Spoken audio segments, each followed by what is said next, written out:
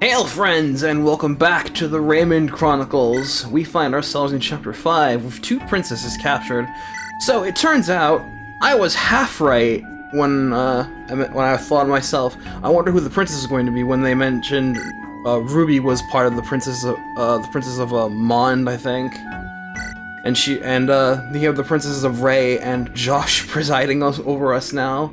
So I was fully expecting the princess character to be Ellen, but it turns out they had multiple princesses being vied for capture, which is why we have this scene right now. But now it is time to get these princesses out of this castle. This ain't no Super Mario Brothers anymore. We have now transcended. Oh, it's GBAFE.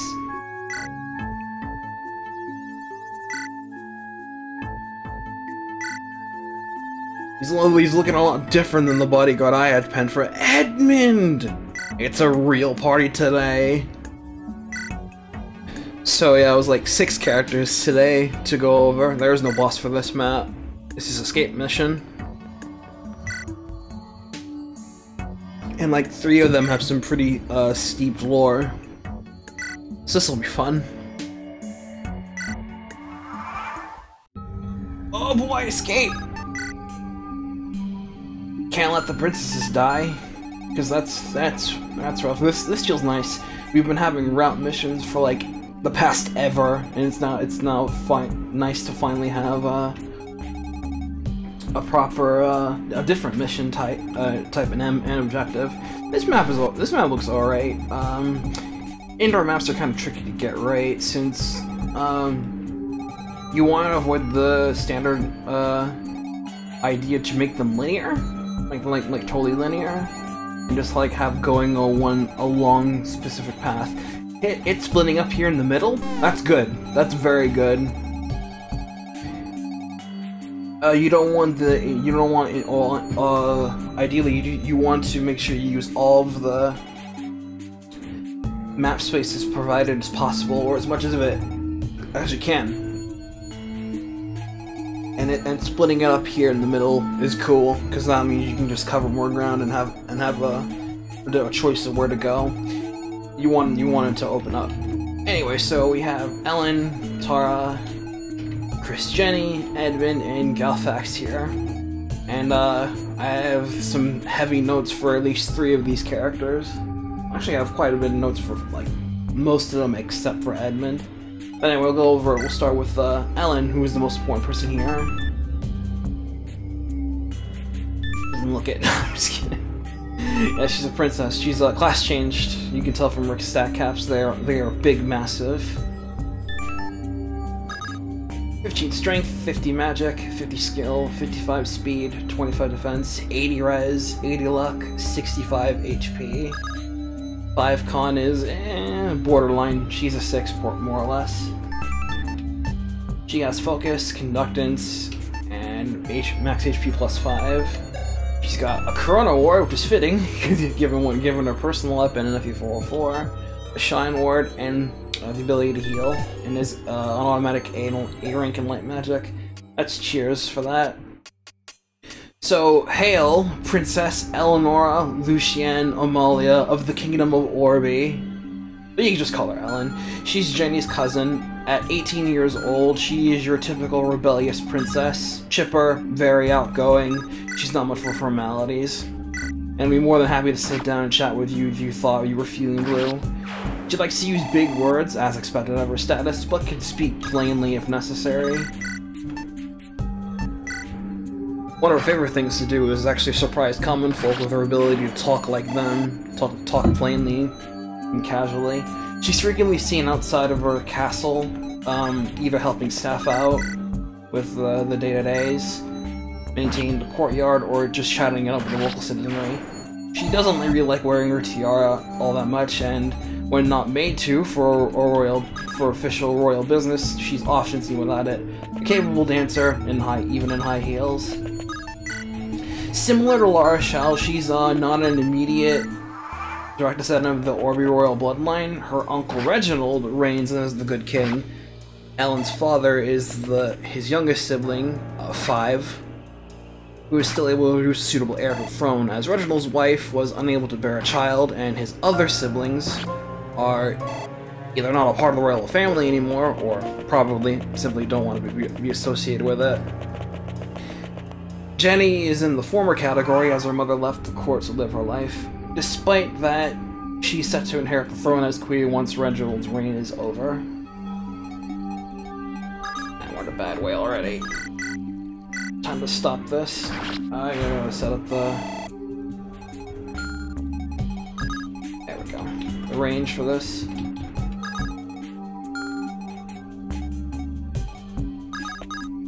Time to bust out Men, which is an AoE heal. Lion Throne. Respec up. Corona was way too powerful and only has very limited uses, so I gotta be careful. I gotta be careful I don't spam that. Only has 10 uses. 10 uses, even I thought that was like a little, like really only 10? Considering that it doesn't provide any passive bonuses like other spells do. It's just a decently strong weapon or spell. So now that we brought that up, Alan has in her possession 2 powerful magical artifacts. As mentioned, Corona, an old spell passed down by priests to eventually come onto the royal family. It's basically a similar concept to that of Lynn's Aura spell. And the Exalt Staff, a cool trinket with a star-shaped head that has the power to augment one's abilities, essentially knighting someone and bringing out their latent potential. Think of what Grand Elder Guru does in Dragon Ball Z, what he does to unlock the potential of Gohan and Krillin in the Namek Saga, and you have the right idea. Basically a Master Seal Staff. You can also use it as a mace to get if you get her mad, so don't get her mad. So yeah, Corona's supposed to be a personal weapon, but considering that the equivalent of Aura is called Corona Ward in Lion Throne already, I figured BB would just like, that's an easy, yeah, I'll just do that instead, and it works. Even though Corona is more like loose in terms of its potential, but hey, take one, get one, as you were. So, Ellen's origin is rather interesting. I don't think I even told Josh this story. Back in high school, around 2007, we were reading up on the story of David and Goliath for English class, and we were told to do a creative interpretation of the story for a project. My English teacher was really cool. He knew that I was a budding artist, and he allowed me to draw mine out graphic novel style, and I was like, yeah, that's cool. I don't remember the details, much of how it was supposed to go, but other than after David underwent a trial of some sort, I don't remember the specifics, he saves a princess who bestows him with the deadly slingshot that felled Goliath, and the princess's name was Ellen. I had given her the name as I had the blinding blade on the brain, and David was trying to appease King Saul. Saul and Ellen are priest counterparts in FE6, and the decision pretty much wrote itself in my mind. As I was nearing the end of FE404, I decided to turn Ellen into a legitimate character. She had the triple threat of serving as Helene, the character and role she initially took. Move my mic closer. There we go. As Jenny replaced Louise and would serve as the cousin relationship.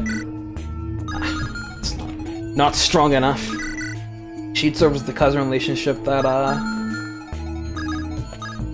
Louise and Helene had back in vanilla FE7. What'd you miss? No facts. Rude.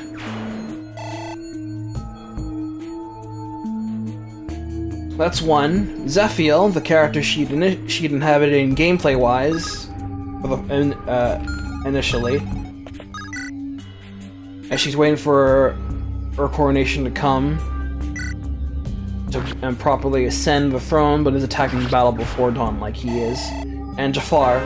Jafar is still present in FE404, but he doesn't join you Ellen does instead, due to her rambunctious personality and self-team out, as well as me going, hey, Ellen's cute. I should make her playable. I even made her the 9th hour 4th main character of MK404, which is why she gets Corona in the final chapter, and has extra dialogue throughout Act 3. Ellen's design is more or less Jenny, but a princess. I thought of what it would appeal to me when I designed her and made a checklist. Blonde, cute, perky, and charmy, has fancy clothes, and that was it. I'd go back to it every now and then to try and make her more princess-like, while still keeping that feeling of cheerful, spirited gal. Thanks. I also wanted to give her battle armor, similar to what Alincia gets in the Talionis games, but I never got around to designing that at any point.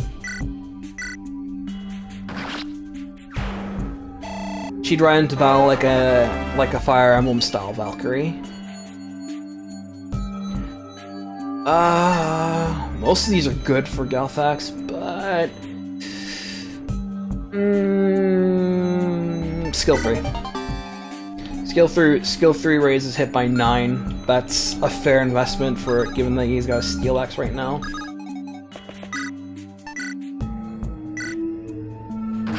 So yeah, Ellen currently still exists within the ASD portion of the timeline, or the time frame, and assists Julie and her family in her story. She and Jenny are still cousins, but there's now a whole generation gap between the two due to the 20-year time difference. Let's demo out the Hex spell. Check this out. Feeble! Feeble!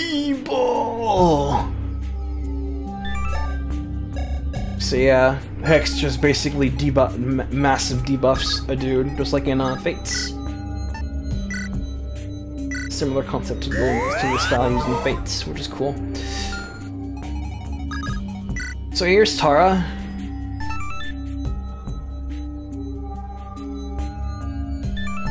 I can already see the difference between the two princesses, where Tara is based off of the cleric model, Ellen is based off of the mage model, which is why she has the mage skills, and Tara. That's cool. That's kind of how I would have had it as well, since Ellen is definitely more combat focused, and Tara is more healing focused, depending on, at least as far as their origins are concerned. Their personalities would be inverted though, otherwise.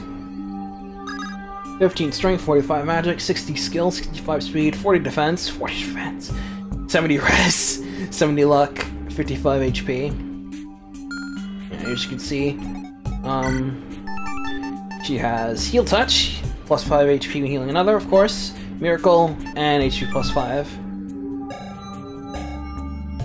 So there, Miss Tara Blemming, with her Beta Lar shell out chibi icon of Sertrich. That's where their country's name's from, or called.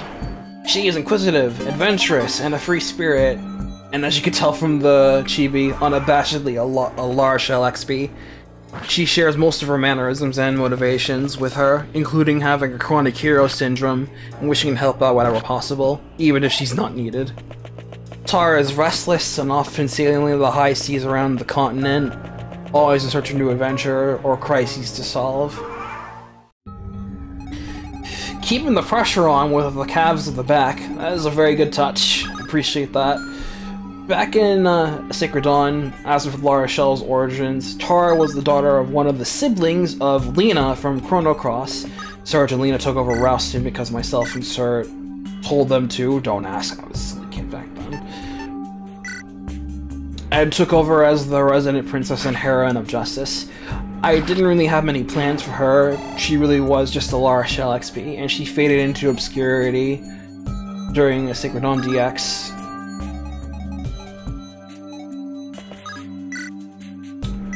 Not even planned to join Julie's party. Josh, the absolute madman, I don't even know how he does it.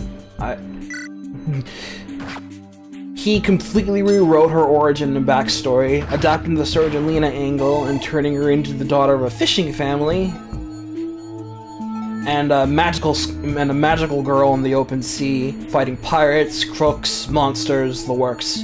What if Sailor Moon was actually a sailor of the seas?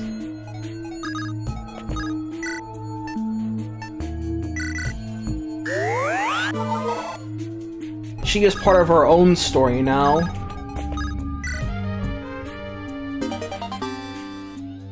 But she does make a brief cameo within Julie's own story. We got an angelic robe, that's HP plus 5 to someone.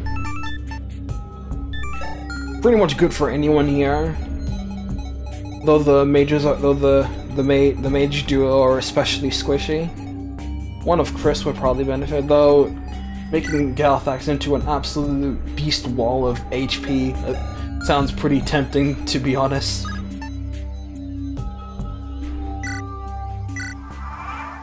Nothing really major went on regarding Tara's design. She's just Lara Shell with short hair with some Radiant Dawn mist thrown in for good measure. It's a cute design, all in all.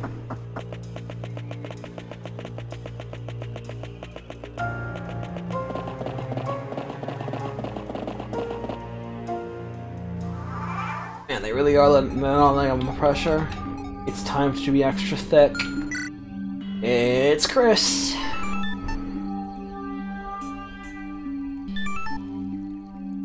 "15 strength, 80 magic, 55 skill, 55 speed, 30 defense, 50 res, 60 luck, 65 HP. Those are the mage skills. Has Wind Ward and Thunder Ward. He is provoked. A cursed thing. So, Chris is one of the big three of old, as mentioned.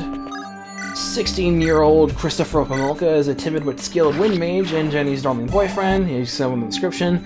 Soft-spoken kid with a big heart and a heroic disposition. Something of a gifted prodigy with wind magic, he's able to use it to cause himself and others to airwalk for a brief time. Incidentally, the Lion Throw has a fly spell that does exactly this. So that's neat. If we ever get to use that, that'll be a fun one to have.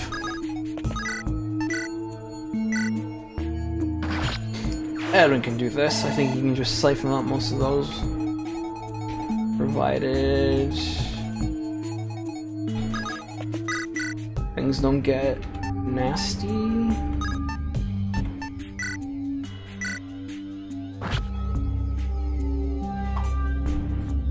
He and Jenny have known each other since they were like little kids, like they were like 5 years old or so. They're the same age. As he got a head start with practicing magic, Jenny idolized him, and she wanted in on that. She took up magic classes in response.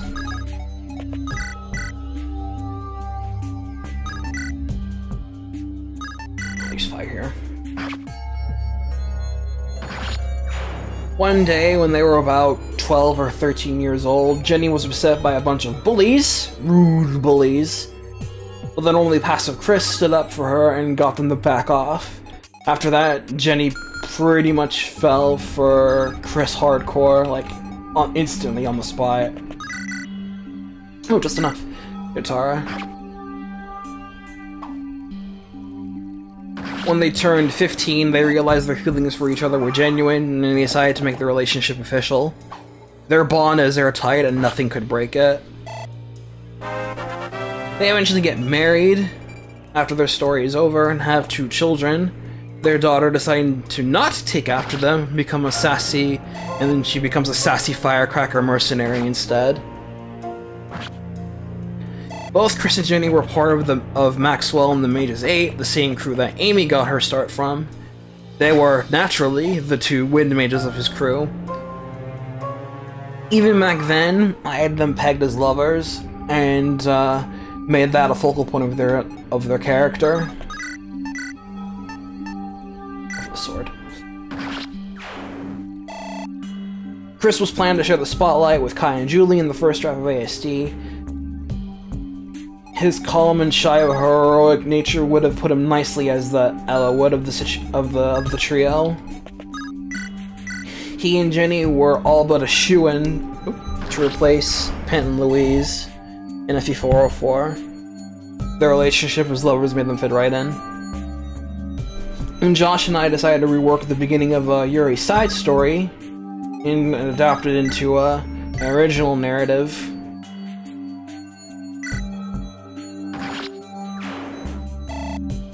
To serve as the backdrop for Julie's story.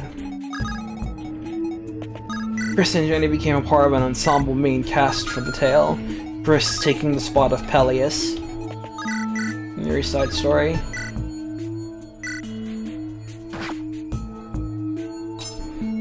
Chris's design philosophy was very simple. Take a good look at the male wind mage sprite from Genealogy of the Holy War, or the map sprite, and try to turn that into a character. This applied to all of the mages in Maxwell's crew aside from Amy and Edmund. Fortunately, there was concept art for the generic mage designs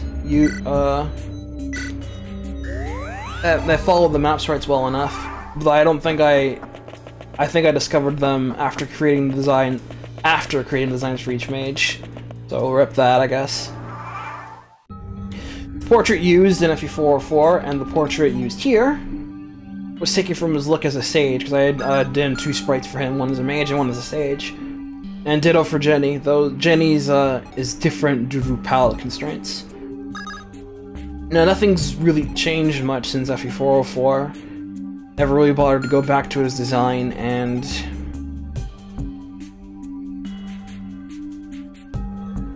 I don't feel like I really need to. As it matches his character well enough and is aged decently. I can give a nice spiffy look when I feel like it, but nah, not right now. I'll give Chris the angelic robe. Armor up. A random bit of trivia: when Amy was still part of the Mages 8 before she got put into the ASD timeline, she had a crush on Chris, but was unable to tell him her feelings once she found out about his relationship with Jenny, and had to go unrequited. Yeah, it's time to dispatch this longbow. We're almost done here. Just 3 characters left now. We're only about halfway through the map, more or less. Looks like. So here's Jenny. 15 strength, 75 magic, 50 skill, 60 speed, 20 defense, 60 res, 70 luck, 60 HP. And also starts with a Wind Ward and Fire Ward. I like that you did that, since it was established that they had wind magic as their specialty.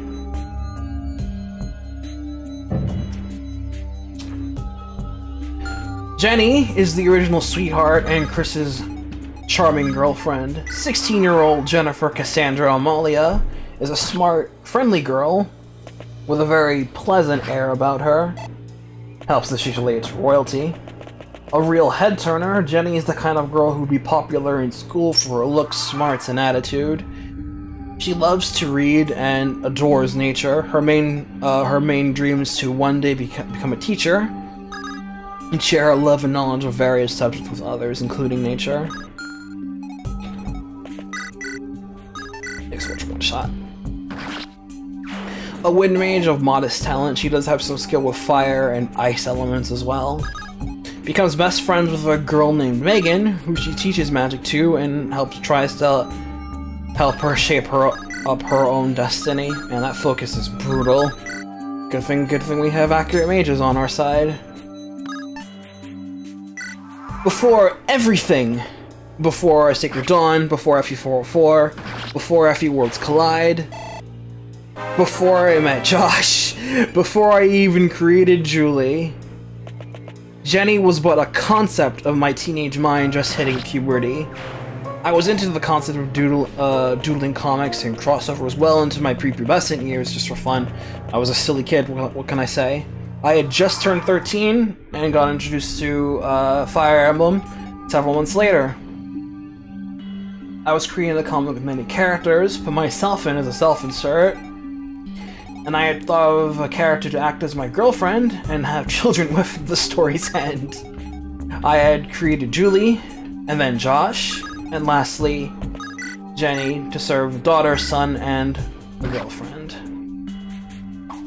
Jenny was strictly designed to be something of a perfect girl, air quotes, for my character and meant to appeal to me at the time. A cute, nice, super smart, blonde-haired, sweetheart schoolgirl. I'm a sucker for blondes, if you have to know personally. Cute blondes are my weakness. The original design that Jenny had is lost to me, but picture Jenny with a plain red shirt and a denim short skirt, and you'd likely have it. That much I do remember. The No One eventually became the apple of my eye, then Worlds Collide happened, and Jenny was adapted to be the female wind mage to support Chris, and their history has been linked ever since. You can keep cringing if you want to. Please, keep going. I'd have done the sing long after hearing that. In fact, I've done so every day of my life. As with Chris, Jenny was adapted into a new story, using Yuri's side story as the base outline. She took Sakura's place, while Megan took Yuri's place, and the two forged their friendship at the start of the story. Oh man, there's more calves behind me. I didn't even notice. Jenny's post MK404 design was is meant to evoke some sort of a gentle preppiness to it. I'm gonna check a vulnerary.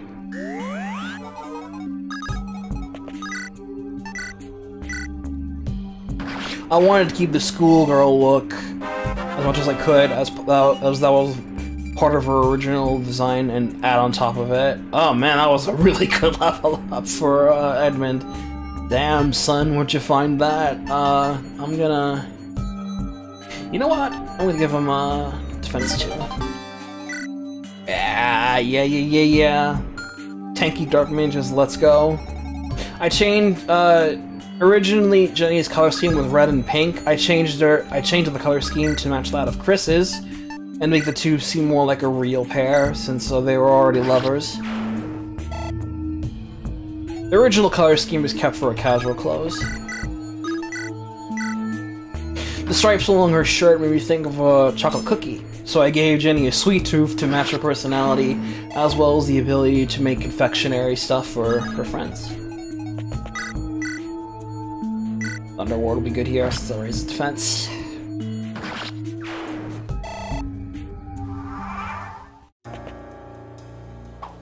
Two left.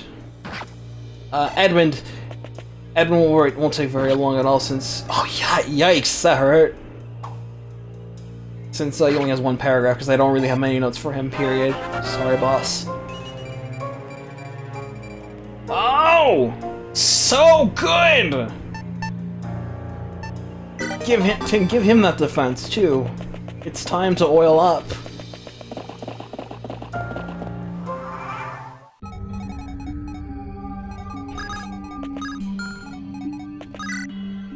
It's time to oil up! Here's Edmund. Quiet shaman, researching ancient magic father's whereabouts. That's about as... Even I didn't know about the father's thing, unless that was a thing that BB had added. 15 strength, 85 magic, 60 skill, 50 speed, 40 defense, 40 res, 50 luck, 70 HP. As a shaman, he has access to Hex, which is an aura. Inflict a void minus 15 on nearby enemies within 3 spaces.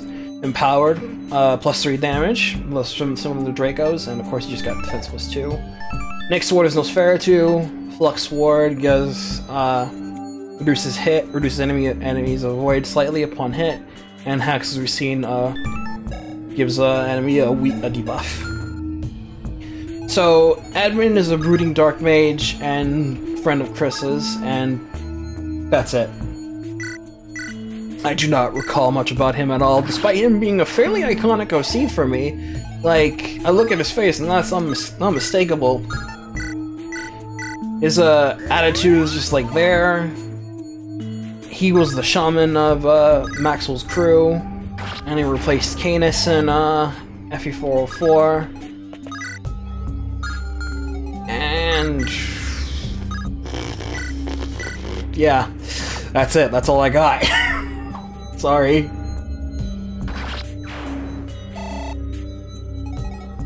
And well, that leaves Galfax now.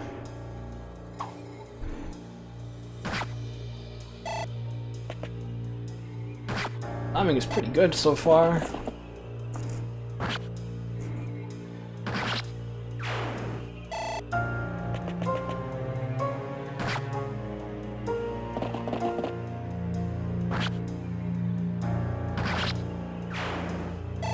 So look at this legitimate show of Nosfera tanking going on right now. Ouch. Oh, mistake.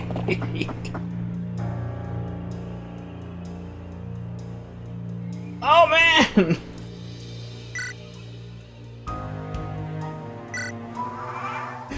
That's the cue to get the hell out of here. You don't need to tell me twice. Jesus. Alright, we won't be here for much longer then. Here's Galfax. His name is supposed to have a apostrophe in between the L and T. He's a barbarian, don't you know? 75 strength, 5 magic, 50 skill, 70 speed, 35 defense, 30 res, 45 luck, 105 HP. As a brigand, he has fleet of foot, ignores some treatment, movement penalties, shove, good old shove, and I'm just giving skill 3. Man, he's on fire. So yeah, Galfax here is a big McLarge, huge barbarian looking dude who is quiet in his mannerisms, but will come down on you like a semi with spiked tires. Galfax is not my character. He's Josh's. He's one of Josh's original characters. A mountain nomad was never able to fully integrate into his tribe due to the circumstances of his birth. His mom was also a nomad who was taken from her group by some big ogre-looking dude called a Yongri. They copulated, she returned to her tribe, had Galfax, and they had to make the most of the situation until Galfax came of age to become a man. So yeah, Galfax is a hybrid. Half human, half Yongri. Let's see. Magic 2. So, after that, Galfax chose to become a lone wolf and live a life of solitude, becoming a hunter and living off the land for about 30 years. Oh, that was kind of poor, Alan. What are you doing? So then now I have notes, which these are like 4 paragraphs worth of notes that are directly 5. 1, 2. Yeah, 4.5 paragraphs worth of notes that I got directly from Josh, and these are in his own words.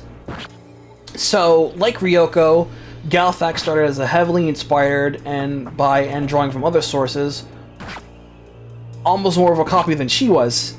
I don't recall if we thought a brigand made sense to join on the chapter of A Sacred Dawn that he showed up in, or if it was just a case of trying to fill out the roster in a balanced manner and made sure we had a variety of classes / weapon types and promotion options spread out across the planned campaign. And yet, with the story as it was scripted, we ended up later on with 3 archers in Ryan, Alice, and Leonardo within like the first 5 or 6 chapters. Never did like that, but the story unit roster didn't exactly set up for a play out another way. We tried, sad face. We really did try. In either case, I had a mental image of something that I wanted to see, which basically boiled down to, what if the barbarian from Diablo 2 became a Fire Emblem unit? Outside of the mostly bald head, with a small ponytail of hair and the face paint, though I came up with a different design and had it be red instead of blue, I tried to change everything tried to change everything else for him. He was originally supposed to wear a single, worn with dings and cracks on it, thick and heavy bull-like iron pauldron. on his shoulders, strapped on with a worn leather strap, something he had just cobbled together in his nomadic travels across the mountains of then Magvel. But Sprite-Block's limitations and not being the artist actually doing the pixeling led to his first incarnation with a simple leather pad on the shoulder. Yeah, I made a sprite. Josh just made the concept.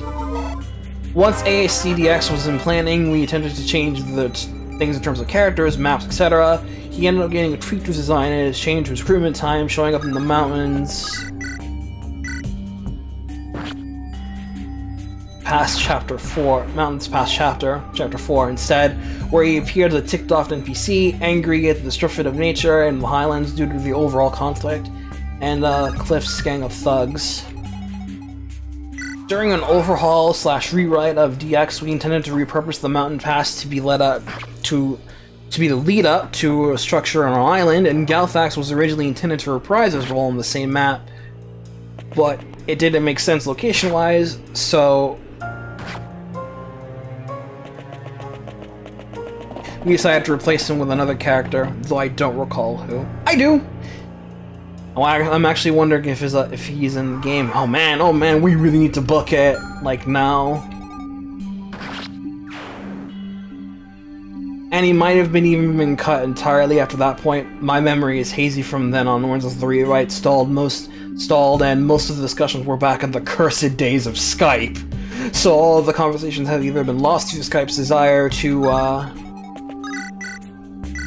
purge old backlogs of text to free their servers up, or the information has been buried so deep in text files containing raw, unsorted pastes of the conversations that are spread out and difficult in the eyes to read through. Since then, like with most of the other characters showcased, Galfax has been built and expanded upon over time to more cohesively fit into our organized, damn you Skype in parentheses, repository of information. And that'll do it. That's one escape. Now we just need the other. I won't mind if Edmund goes down at this point. I just want to clear them out now.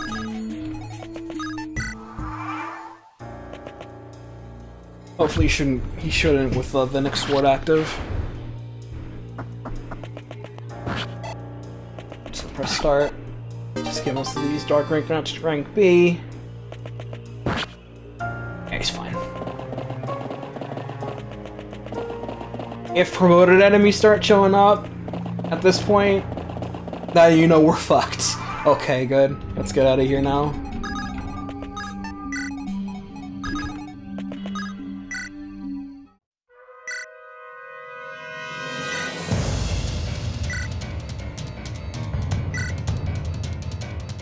Galfax is built like a truck. The mages will rip into him, but otherwise he's basically like Kongol from Legend of Dragoon.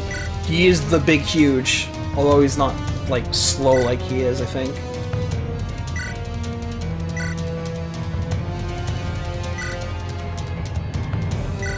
Oh man, is Galfax gonna die? Damn, that's a bit harsh. That's a bit harsh. Don't cry now. Galfax did what? Oh no.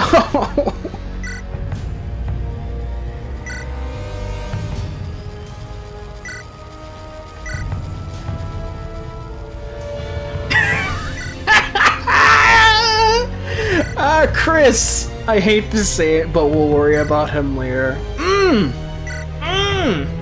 Very well. You'll cuddle. Ah! I love this map! Oh, this was so much fun! The pressure was right on point. Yeah, you just gotta keep your group together, and there was just so much of going on with all the magic using, and at least one big large huge guy in Galfax to bring up the physical pain, and there was plenty of that going around here with all of the enemies coming in. Not much for deviation. Again, it was nice to see the cells up there. Were very clearly marked as prison cells with those rooms at the top near the start of the map, and then yeah, splitting up, cool. I mean, it probably would have helped a little bit more if the building design was a little asymmetrical, but that's fine. That's like a nitpick upon nitpicks about Fire Emblem map design, if anything. The fact that you had the map split apart like that was cool. Really like this map.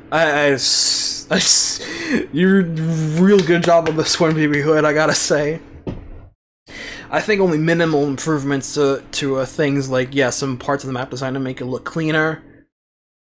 Otherwise, I don't think this one needs that much improving at all. That was fun. Still giddy. Okay, so thanks a lot for watching, everybody. If you liked this, feel free to leave a comment below on what you thought of the map or map design. Had any improvements to BB Hood? Or any inquiries about me of the cast of the game, or you just want me to shut up? Still waiting for someone to say, "Hey Ray, shut the fuck up, please." I'll catch you guys next time for chapter 6. So until then, peace and love, everybody.